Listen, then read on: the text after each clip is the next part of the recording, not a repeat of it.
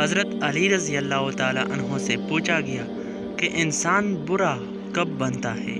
فرمایا جب وہ اپنے آپ کو دوسروں سے اچھا سمجھنے لگے۔ یقین صرف اسی چیز پر کرو جو تم اپنے آنکھوں سے دیکھتے ہو۔ حضرت علی رضی اللہ تعالی عنہ سے پوچھا گیا کہ جانور اور انسان میں کیا فرق ہے؟ آپ نے فرمایا کہ جو صرف اپنے لیے سوچے وہ جانور ہے اور جو دوسرے کے لیے سوچے وہ انسان ہے۔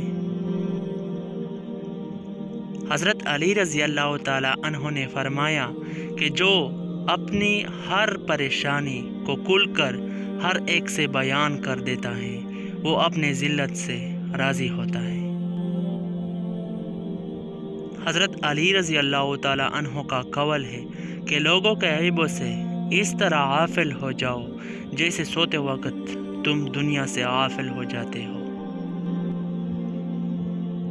حضرت علی رضی اللہ تعالی عنہ نے فرمایا کہ کبھی تم دوسروں کے لیے دل سے دعا مانگ کر دیکھو، تمہیں اپنے لیے مانگنے کی ضرورت نہیں پڑے گی۔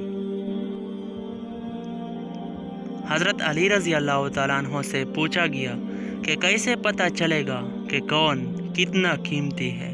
فرمایا جس میں جتنا زیادہ احساس ہوگا وہ اتنا ہی زیادہ قیمتی ہوگا۔ حضرت علی رضی اللہ تعالیٰ عنہ نے فرمایا کہ 3 موقعوں پر احمق انسان کی پہچان ہوتی ہے۔ نمبر 1، جس چیز میں کچھ حاصل نہ ہو اس میں گفتگو کرنے سے۔ نمبر 2، جس چیز کے بارے میں پوچھا ہی نہیں اس کا جواب دینے سے۔ نمبر 3، اپنے کاموں میں لاپرواہ ہونے سے۔ حضرت علی رضی اللہ تعالیٰ عنہ نے فرمایا کہ جاہل کے سامنے عقل کی بات مت کرو، کیونکہ پہلے وہ بحث کرے گا اور پھر اپنی ہار دیکھ کر دشمن بن جائے گا۔ حضرت علی رضی اللہ تعالیٰ عنہ نے فرمایا کہ عقل مند اور بیوقوف میں کچھ نہ کچھ عیب ضرور ہوتا ہے، مگر عقل مند اپنے عیب کو خود دیکھتا ہے اور بیوقوف کا عیب دنیا دیکھتی ہے۔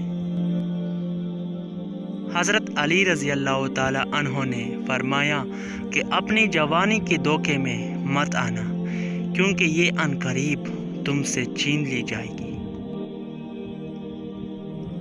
جس آدمی کی زبان خراب ہو جاتی ہے اس کا نصیب بھی خراب ہو جاتا ہے۔ حضرت علی رضی اللہ تعالیٰ عنہ نے فرمایا کہ اتنے خشک نہ بنو کہ توڑ دیے جاؤ اور اتنے نرم نہ بنو کہ نچوڑ دیے جاؤ۔ حضرت علی رضی اللہ تعالیٰ عنہ نے فرمایا کہ اپنے خوشی کے لیے کسی دوسرے کی خوشی حق میں مت ملاؤ، تمہاری وہ خوشی بیکار ہے جس کے پیچھے کسی کی آنسو ہو۔ ان لوگوں سے مت ڈرو جو اپنا بدلہ لینا جانتے ہو، ہمیشہ ان لوگوں سے ڈرو جو اپنا معاملہ اللہ تعالیٰ پر چھوڑ دینے والے ہو۔ اگر آپ کو ہماری یہ ویڈیو پسند آئی ہو تو اس کو لائک کریں، دل چاہے تو کمنٹ کریں اور چینل کو سبسکرائب کرنا نہ بھولیے۔ اللہ حافظ۔